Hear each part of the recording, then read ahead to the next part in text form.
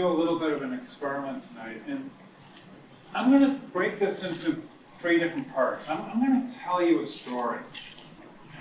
And then, after I'm done telling that story, I'm going to then reflect on that story and try to pull out what the really deep learning and the meaning was for me out of that story.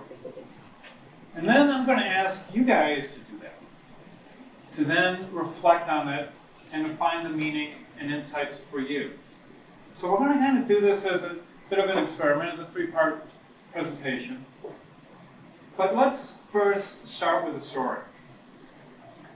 But before we actually jump too far into that story, I'd like to kind of give us some context here. And I'd like us to reflect for a moment on these words from Daniel Pink. The future belongs to a very different kind of person, with a very different kind of mind. Creators and empathizers, pattern recognizers, and meaning makers. So the story began here in Portland, and I'm going to start the story back in about 2010. Our economy here was just coming out of the recession, and we were struggling to kind of get back on our feet.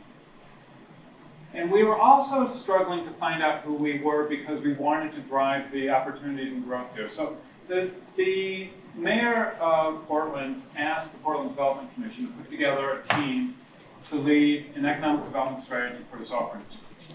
So I was asked to be on that and to help lead that. We went through a process where we challenged the PDC to think about how they develop their strategy differently.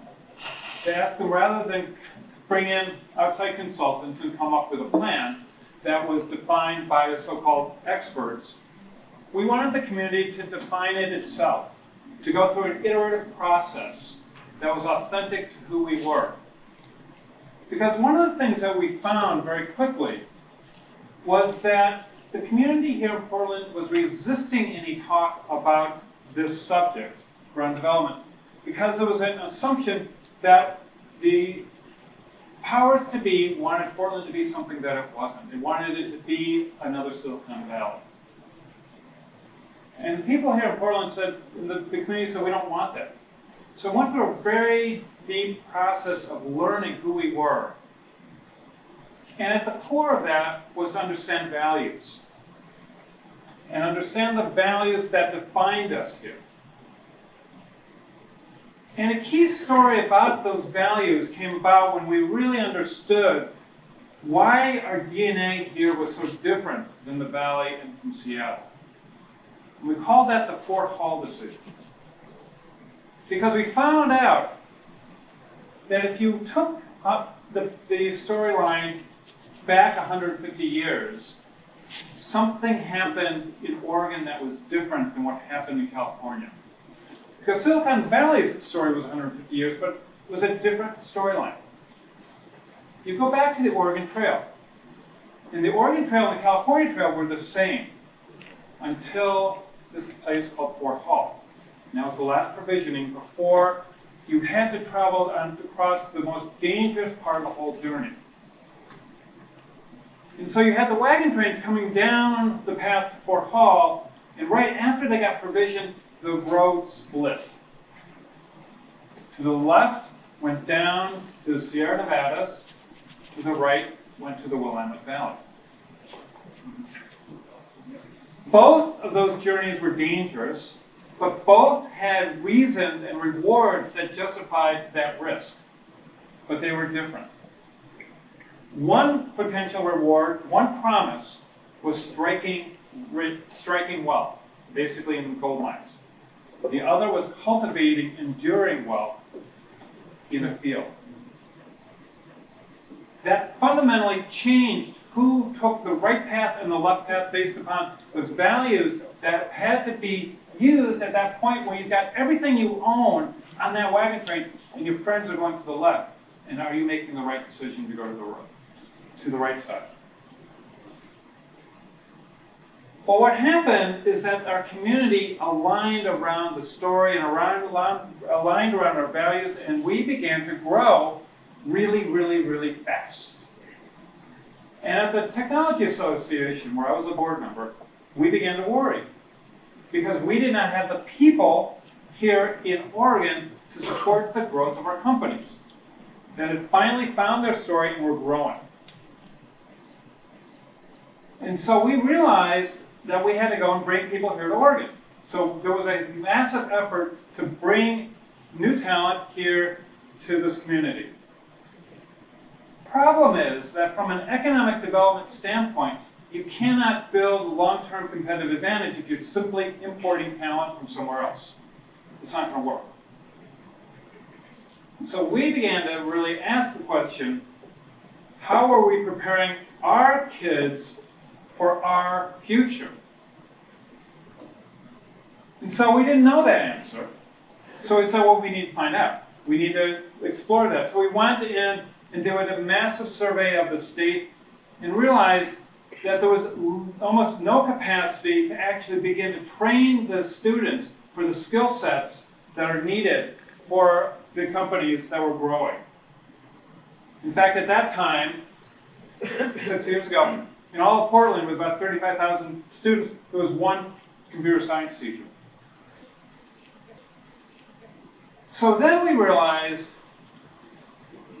that when we realized that we needed to be involved and to really understand how it is that we can be a participant in this process of thinking about education, because this is the future of our whole economy.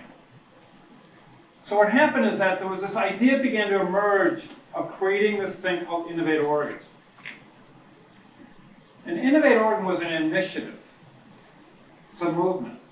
It's a way of making a commitment to be partners in this process of reimagining how we're preparing our students for the new economy.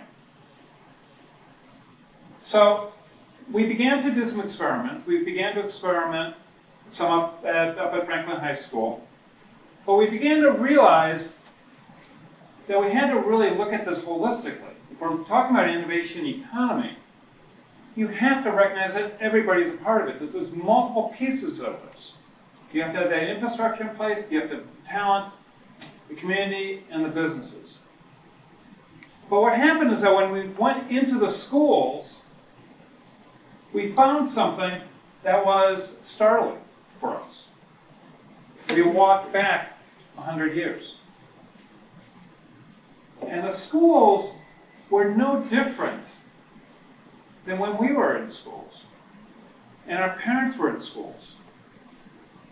And even though our businesses have evolved in a very dramatic way, the schools were still operating on a model that was 100 years old.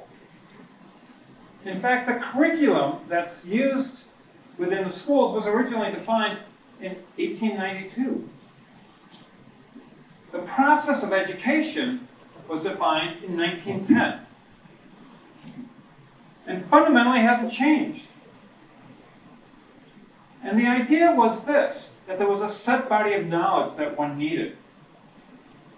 And that there was a process by which you would go and basically funnel that information, that knowledge, into these vehicles, these vessels called children, until they finally end up on the other end.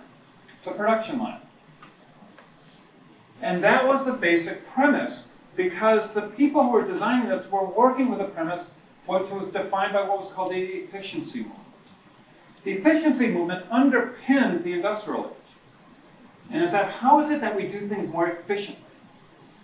And so they were looking for the efficiency of education. And that's what drove the entire construction of the educational process. Set knowledge, efficiently move the product through that. What happened as a result of that was great for the industrial age because it created compliant learners. Learners who were told this is what you need to know, and would then be able to fulfill a role in a task based upon the knowledge that they had. The problem is that we don't live in an industrial age anymore. This economy is quickly evolving into an innovation economy, and if we're going to have it inclusive, we have to have the students in the public schools involved in this. educators know that the old paradigm doesn't work. Here in Oregon, we really knew it, because we were at that point 45th in the entire country in terms of our graduation rates. We are now 48th. The joke was that we're the Mississippi of the West, except that Mississippi has high graduation rates, but it wasn't a joke. People don't realize that. This is a crisis. And it's a crisis because of the graduation, but also a deeper crisis of how do we educate? Recognizing that educators, for the most part, have never lived in a world other than education. That has defined their entire model of their experiences, has been education. And so the outside, that is the world outside of education, as it began to transform, became increasingly foreign to educators. So educators are stuck with this deep understanding that it's not working, that they're not engaging the kids, it's not working. But they are really struggling with understanding, how do you change that? How do you modify that?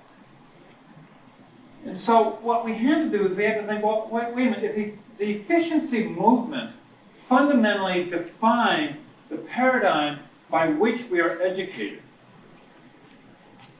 what was the fundamental cultural paradigm that defined this new economy? So in the innovation economy, we have the existing pillars of the economy, but we've added this new one, which is a technology-inspired creative industry, which is basically that we have these computers now that allow us to create in new ways.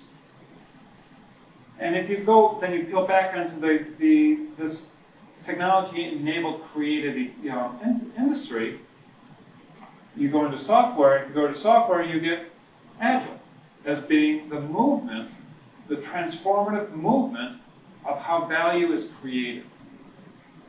And so if we're really going to understand education, we have to really understand Agile, and how Agile is a transformative model of how value is created.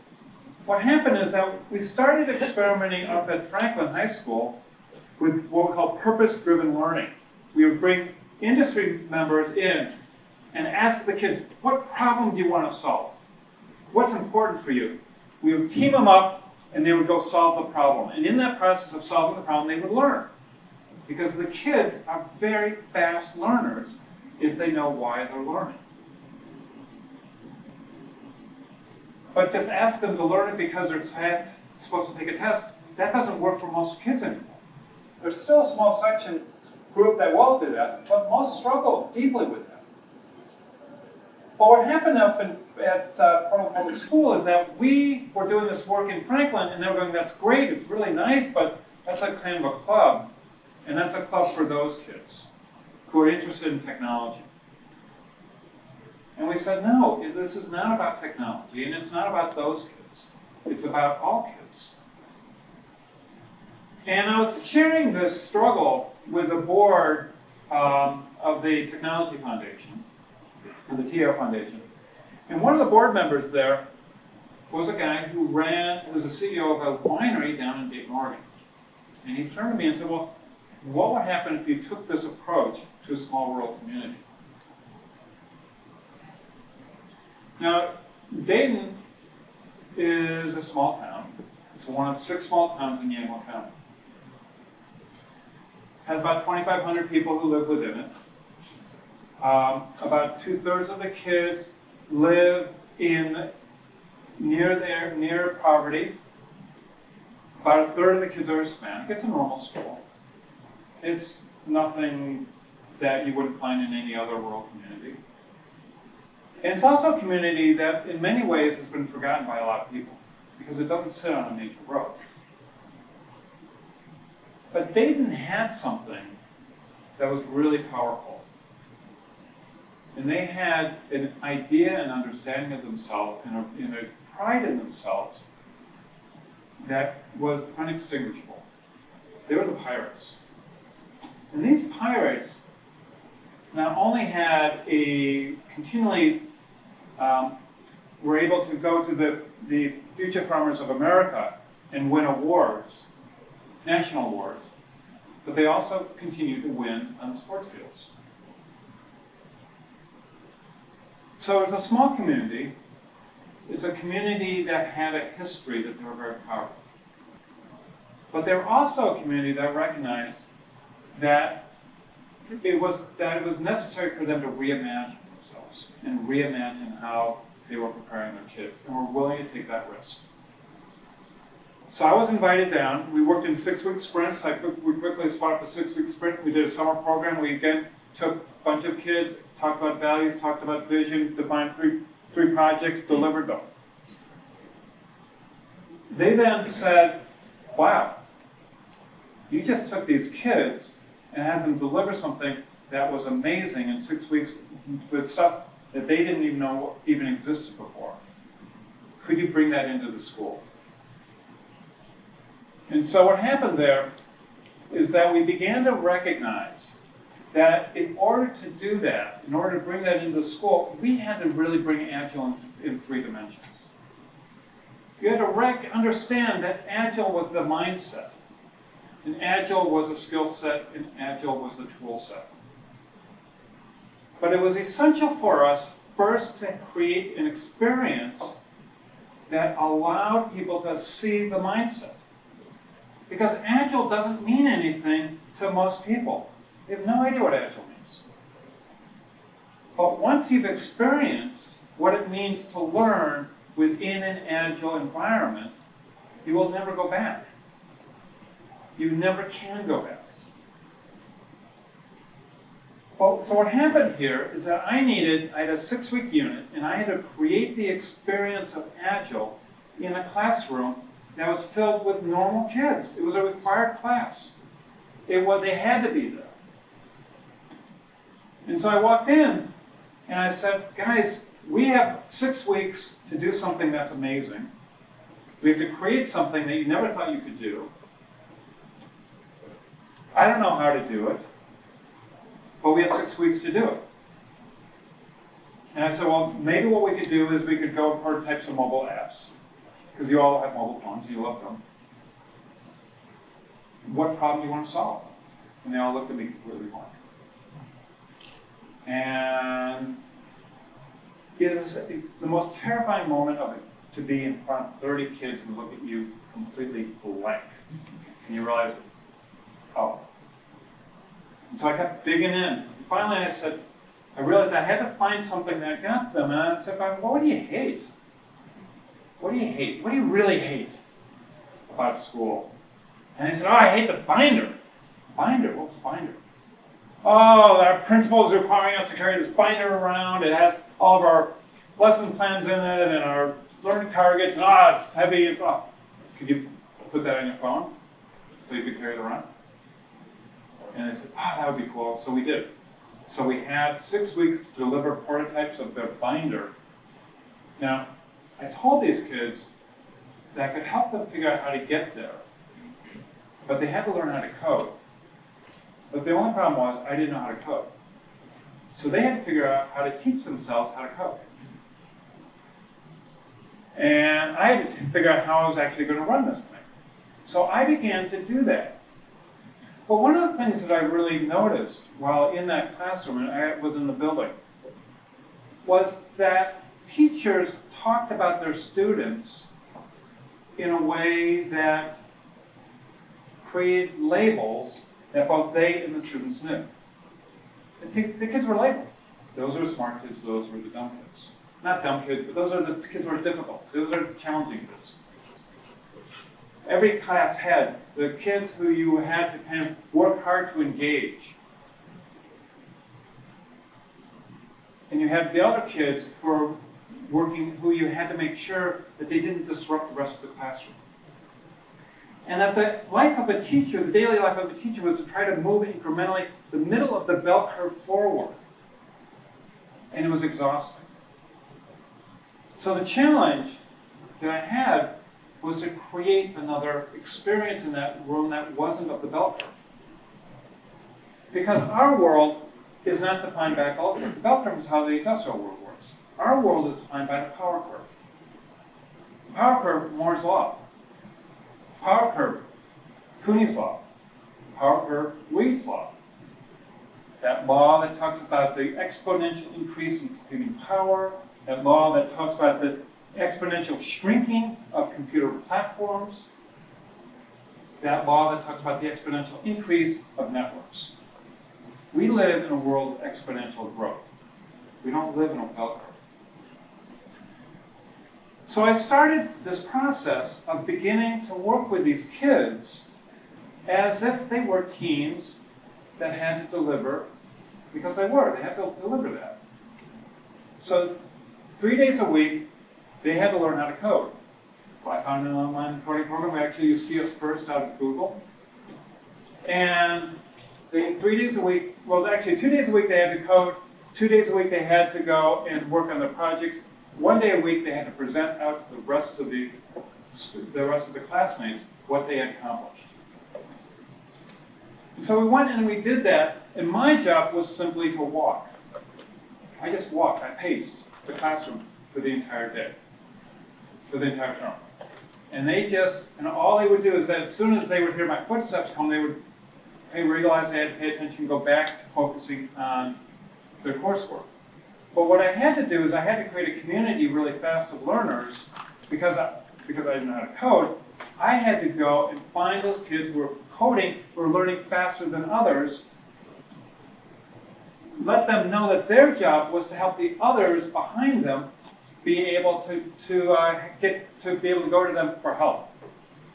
So once a week, we showed the relative progress, and they had to see where they were, who was ahead of them and who was behind them. Who was ahead of them, they could go for help. Who was behind them, they had to go, they had a responsibility to help.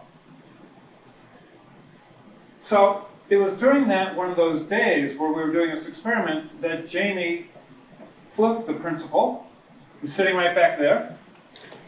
She walked in the back of the room and then walked out. And I had not met Jamie before. And I asked the teacher, who was that? Oh, that was Jamie. She's the principal. She doesn't really know what we're doing in here, but she just wanted to see. The next day, Michelle told me, Jamie gets it. And what she saw was that these kids were engaged in taking the responsibility for their own learning. They had a purpose, and they had to go and deliver. And there were no kids who were the bright kids and the slower kids. They were all solution makers. And they all were level field, all working together, solving problems. So at the end of this, at the end of that 6-week period, they presented, and then I had to share what I learned in that experiment.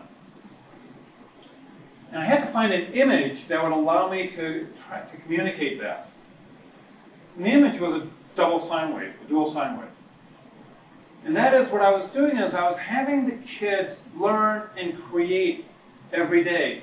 Learn, create. I was interleafing those two things because that's what we do in our work world.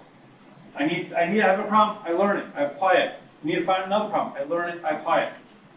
That's all I was doing in this classroom, was creating an interleafing of those two activities. But in that process, creating this idea of Agile learning, where there was a co-learning with along with me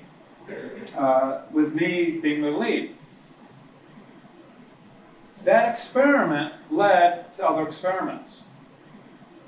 Jamie looked at that sign, double sine wave. She looked at that, and I'll never forget it. She said, "I want that everywhere." Where is this about technology or is this about learning?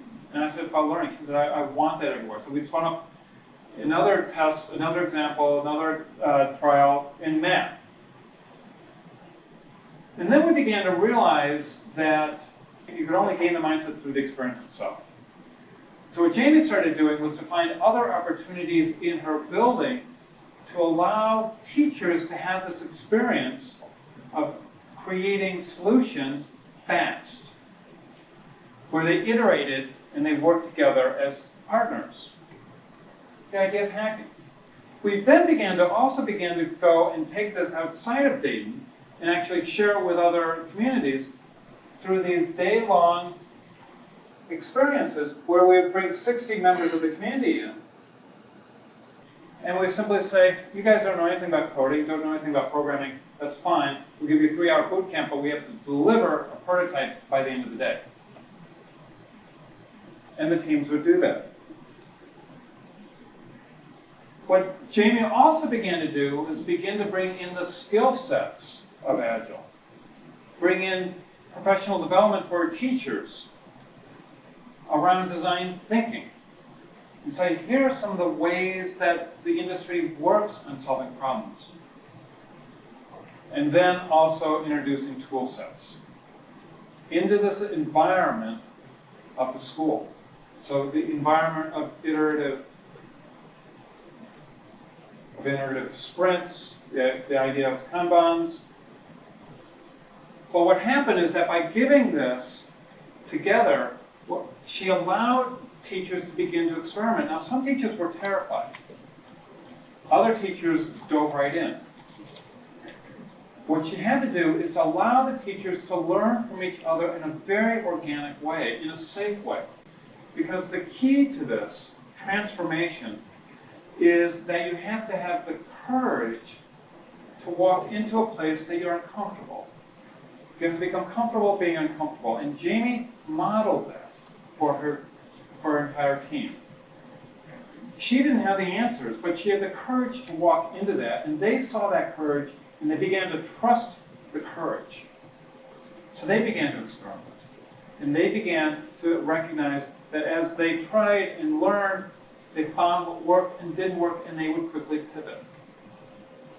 And this culture began to permeate the entire building. Now, not all teachers were willing to actually go through this cultural change. Some said, I'm near my retirement, I'm good, I'm out. But that allowed her to bring in other teachers who fully embraced the very vital learning environment. As this happened, this important part of this was to tell the story of what was happening. And so what we did is we helped the community tell the story. So Innovate Oregon has a website. We then created whole nother website for Dayton to begin to tell their story. To tell the story about their innovations class. To tell a story about their I3 center. To tell a story about their design thinking class. To tell a story about their genius hours. To tell a story about all of these different ideas that people would come to Jamie, and Jamie would go, great, what do you need? Go. Tell me what's working, what's not working. I want you to iterate that. It's okay that it doesn't work. Learn why it didn't work, because when it doesn't work, you understand the problem better. And next time you try it, you will do it with that wisdom of understanding the problem better. So go. So some things worked, and quite frankly, some things totally flamed out. But that created an environment of trust that you could unleash the creative genius of her teachers. Now, what happened here is exactly what we hoped would happen. We knew that by going and doing this work in one community, that we had the potential of creating what's called a positive deviant. So when you're trying to transform large, complex ecosystems, the only way to do that is to create a positive deviant within it. That is, somebody who's doing it differently, and then shares their story with others. Because what happens, people begin to get curious. And as they begin to get curious, they begin to explore. And as they begin to explore, they begin to be willing to open up their door of discovery with all the risks that that entails. And so that began to happen. And in fact, last year around this time, we had 300 people go to Nike's campus from around the state. And the first thing that we wanted them to do was, again, a 2-day conference. And we said, day number 1, make-a-thon. And Derek, who's our partner on that one, who's sitting over right next to Jamie, said, I don't know what I'm doing. We're going to do this with 300 people. It was total chaos, and it was brilliant. And it taught us and allowed teachers to understand how it is that we could unleash the creative genius of our kids. Because every time we would do a make-a-thon, we would ask people to reflect on that experience. And invariably, the teachers would go, I had no idea. And what they had no idea was this, that kids were able to learn faster than they could be taught. As a fundamental shift, because the kids were learning faster than they were. How can that be when they're the teacher and they're the sage on the stage? Maybe they need to reimagine the experience of learning. And so this is how we've begun to kind of begin to share the story around the state. It was also about a year ago, I was asked to give a talk over at New Relic. It was to the management there, and they were doing a one-day conference on innovation. And they thought it'd be interesting to have someone talk about innovation who's applying innovation outside of software. So they asked me to talk, and I keynoted that to kind of give a discussion. And I shared the story. And afterwards, there were 5 managers who came up to me and said, we got to be involved in this. How do we get involved? And I said, I don't know. So what happened then is I had to go very quickly into a place of my vulnerability. Because I said, this is what I'm most scared of. I'm most scared that as this thing begins to grow, that I cannot support and I cannot scale it, because a critical piece of what happened in Dayton is something that Jamie and I would do once a week, and have done now for over 3 years. We talk to each other. Once a week, 7:15 in the morning, Thursdays, we talk. That's all we do. We sit and we listen to each other. She tells me about what's going on in her life. I tell her what's going on in my life. What are her challenges? What are my challenges?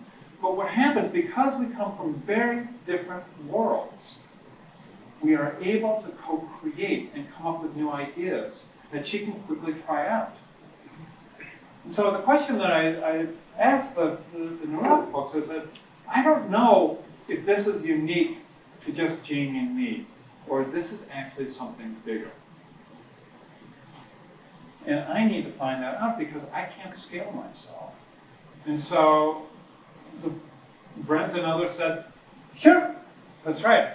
I said, 6 weeks, we split it up. We had no idea what we're doing. I called Jamie up and I said, Jamie, I know this is another crazy idea, but can you be up here next week? Because we're going to launch a pilot where we're going to partner Agilists from the industry with teachers from your school. Are you good? She said, yeah. We launched it another week. After another week, we launched it. We ran it through. We did a liftoff. What Jamie did first, she had listened to each of the engineers and the managers and listened to them, and then she went and matched people that she thought they would resonate with. But then Brent came down and we did a liftoff. And then from the liftoff, we simply asked each of the managers to meet 30 minutes once a week. All of us, 30 minutes once a week. And just talk to a teacher who is trying to go down this path of exploration. Listen to them.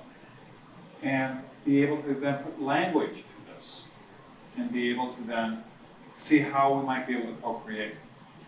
So we did it. They did that, came back 6 weeks later. The teachers from Dayton came up here to Portland. It was like a homecoming. These people in 6 weeks had formed, even though they physically had only been in the same space once with them, had formed such a deep, trusting relationship that it was profoundly transformational for both of them, for both the teachers and the professionals. It's like, wow, what just happened here? What is it that we're speaking to that is really deep within us, that touches our soul? This was not about mentoring. This was about deep listening and learning from each other. So we now have replicated that, and we are now taking that now to another school. But this Agile program, this Agile partnership program, is how we as an industry are going to be committing ourselves to be a partner in this process of transformation. So we're next Monday, a week from Monday, we're going to be launching our next iteration. It'll be sprint number 3. I want to take a pause here now. And this is basically the story of the journey over the last 4 years. But what I wanted to do was to kind of share with you what I learned in this journey. The deeper learnings that have really profoundly impacted me, and the reason why I continue doing this work. And it starts with meaning. Finding the meaning. And one of the things that I had to recognize working with Jamie was we had to find a common language. Because meaning begins with language. And then you begin to build from there. And so the first thing that I had to work on to help shape was a very simple word, simple phrase. It was basically Agile learning. What's Agile learning? We talk about Agile learning, we talk about it. What does that mean? And could I come up with a definition that made sense to someone from the industry, that made sense to a developer, made sense to an educator, and made sense to someone in management? That was something that shared what was in that mindset. And so the definition that I began to use was simply this. Agile was simply this. Agile learning was fast, iterative learning cycles that ignite creative thinking. That's the key, is that learning cycles, iterative. And that they really have 3 key pairs. You define, you do, and you decipher. I had to distill this down into language that would make sense to someone who knew nothing about this very complex world that Agile has become for us in development. But that a teacher could go, oh, I got that. I can understand what that means. Because that's the bridge that was essential to have to build. So next I wanted to kind of share another word, because as I began to reflect on the word matter was in every piece of the reflection. So what was matter about for me? Well, matter is twofold. Matter is things that are real in our world, that we can touch and feel, distinct from these things we can't. But it also means things that are important, that have significance. And what I began to realize was that this was really what I was doing with Jamie. That what I was doing with Jamie was that I was taking something that was real and important and trying to make it real. Just an idea, a theory. How do you make Agile learning real? What I understood, it really boils down to 3 things. Purpose. Purpose creates matter. Purpose is important, and it creates reality. Purpose, however, has 2 pieces. We sometimes forget this. It has its origin point. The origin point are the values by which we are defined. It's who we are as people individually and who we are as a community. So every time that we have defined purpose, we have started with who are we? Who are we really? What's really important? Because if that's not an authentic statement of value of who we are, then the relationship can't be open. We have to go to that place of vulnerability where we're really going to reveal our true values, because those values are, we cannot negotiate them. Those are unnegotiables. That's really who we are. But the second piece of purpose is, where are you going? Where are you going? And if you don't have a real strong clarity about where you're going, it's not going to work. But what happens here, and this is one thing that I realized that happened with me and Jamie, was this. That everybody knows that we have a North Star. But we actually have two North Stars. We have Polaris, which is the North Star of today. Vega is the North Star of tomorrow. In 12,000 years, Vega will be our North Star. About 12,000 years ago, it used to be our North Star. Great leaders, like Jamie was doing, she was not saying, that's our North Star today. What she was doing, she said, that's our North Star tomorrow. You have to have belief, you have to have faith in me that it will be there. But believe in me, that I will take you to that other North Star that will be the North Star of the future that you can't see right now, but it will be there. That is what is required, is that audacious aspiration. So to say, we're going to reimagine education and we're going to start in Dayton. It's like, we don't know what that means, but it's there and it will be there, but we're not quite sure how it will, but it will be there. Well, this is what happens as you start to move toward the North Star. You start making meaning. And this is the critical piece of this. Is that in that process of the journey, you find things that are important. You find ideas, you find concepts, and what happens is that they begin to link together. And they link together to create a pattern. And that pattern is how we make meaning. So this is actually a pattern of the meaning of one word for me, of one concept for me. This is my matrix for the concept of blue plane. Blue plane is a very, very important concept. It was by which blue plane we now live in. Because it was Alan Kay who back in the 70s said we could reimagine what a computer was from a tool of analytics to a tool of creation. And I'm going to go and envision that, and I'm going to build that, but I'm not going to build the auto. I am going to go and build a Dynabook, which is 30 years in the making, and we don't even know what it is, but that's what we're going to go build. That's what he did down in Palo Alto, at a park.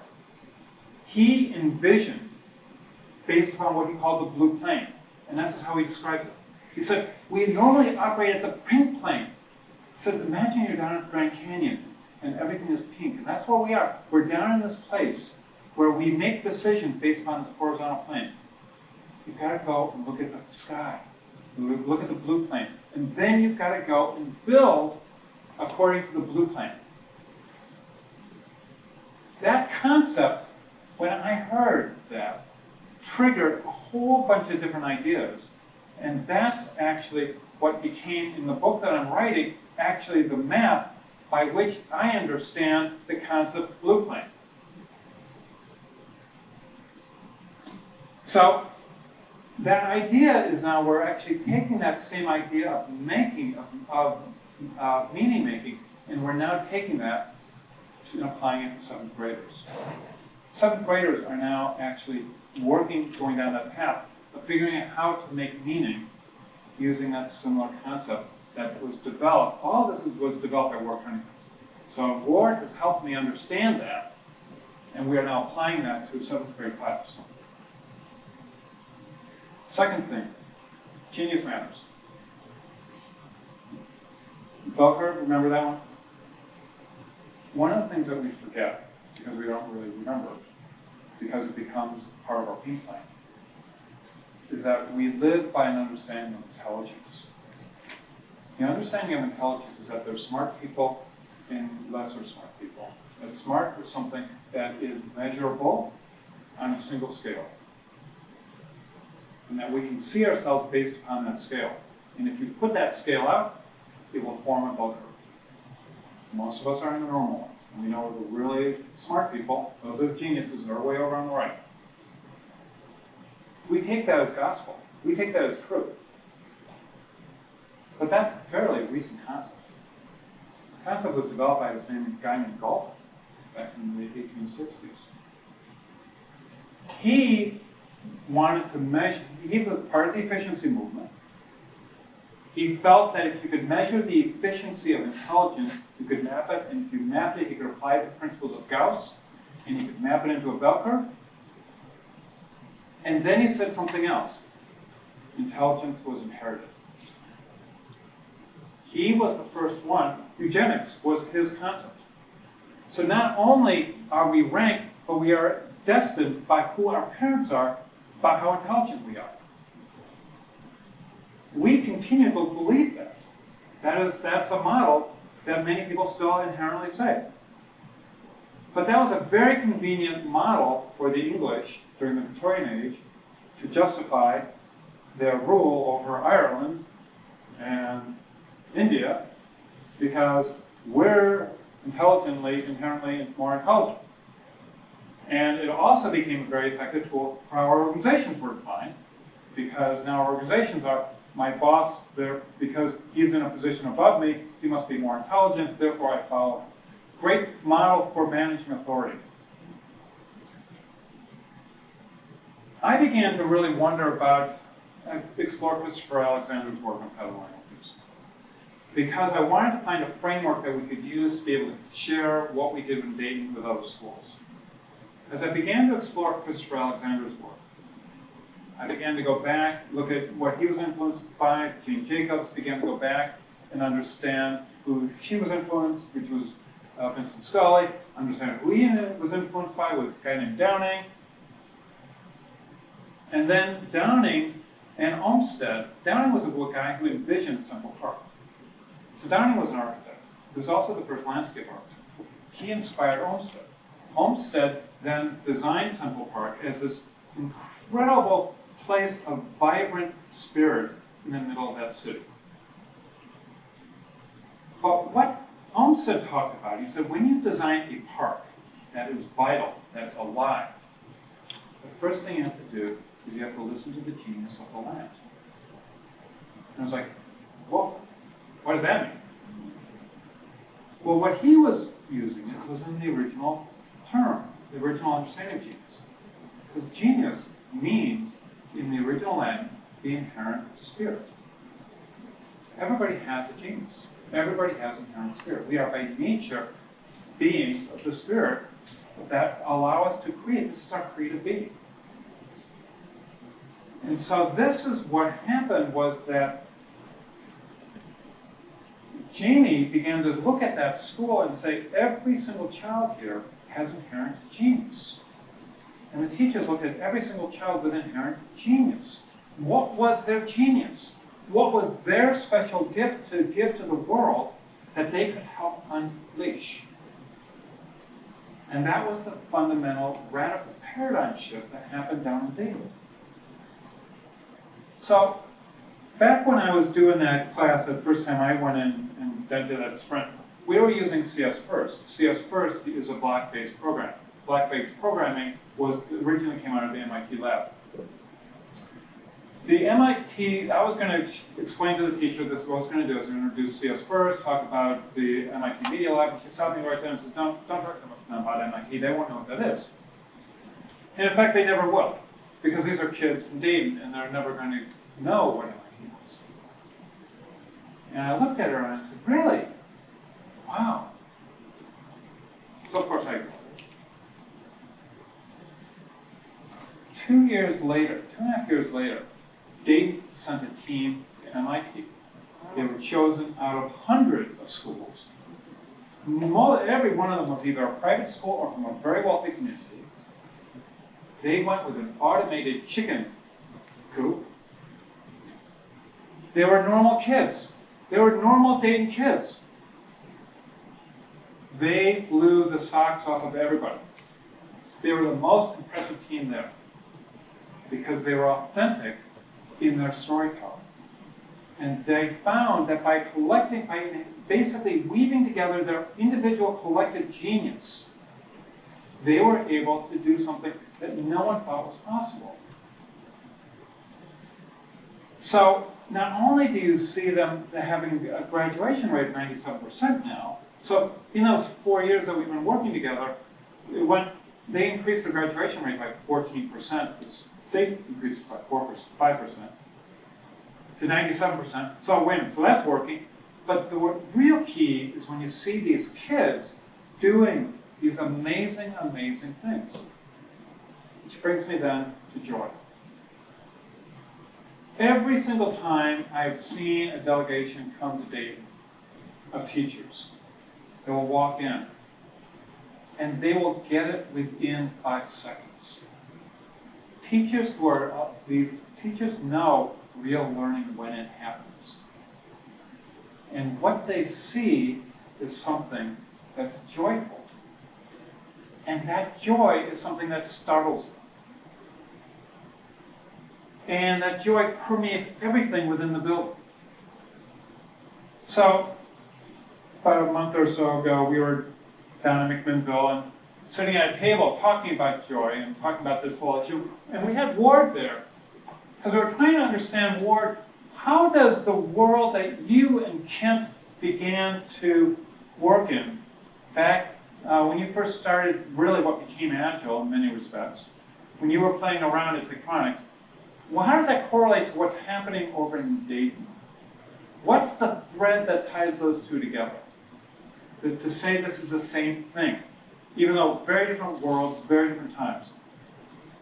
So we were talking about joy, and then we needed a name for that. And Jamie said, it's the joyful sandbox. Agile is about the joyful sandbox. It's about creating an environment where we are free to go and experiment and learn and iterate together.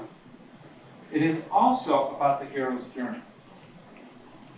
It's also about how we together as a team go into a place of uncertainty where we are comfortable being uncomfortable, walk into the unknown, and go walk into what's the abyss. The abyss is that place where you don't know how to answer the question that you set out. And it is not a comfortable place. But we have to become comfortable sitting in it. And that's what happens down in Dayton. They're willing to sit in that and say, I don't understand.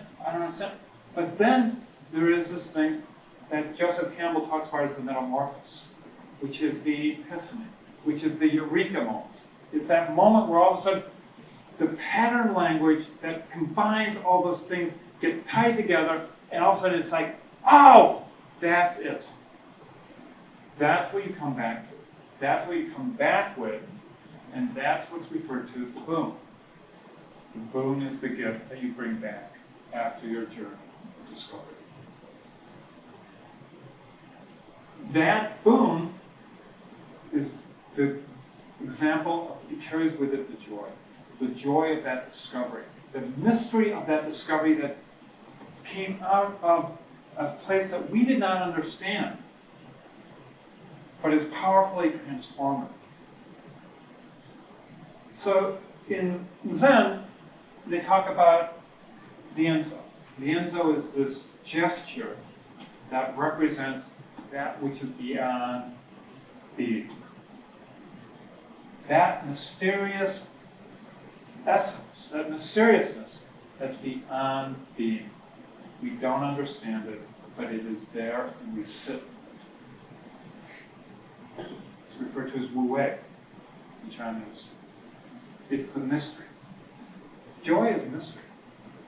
Joy is absolutely mystery. We don't understand it. But what's interesting is where our quantum physics are now merging with an understanding that, because in quantum physics, they're also interested to understand what is that thing beyond being. Because we now know that a lot of what makes up this universe, we don't understand. And in fact, because 95% of the universe is made up of something mysterious, dark energy, dark matter, dark fluid maybe, but it's the reason that the universe keeps expanding and keeps creating.